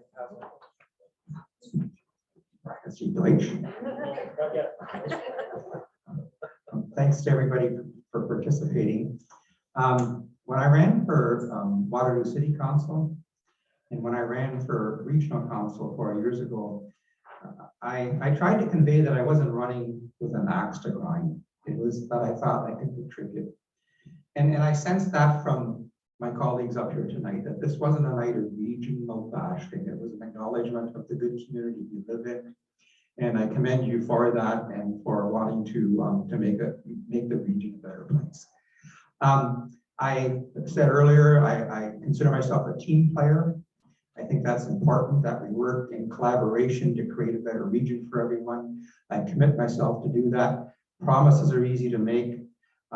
The challenge comes when you have to implement them and pay for them. So I'm here to listen. The city of Waterloo has 3 representatives on regional council, the mayor, and you can elect 2 people at large. And when you go out to vote on October the 24th, I'd be honored to receive one of those votes.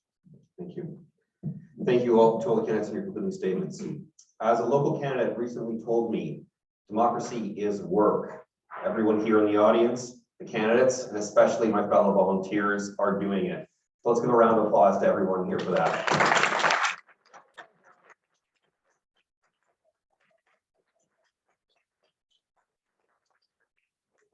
Please vote.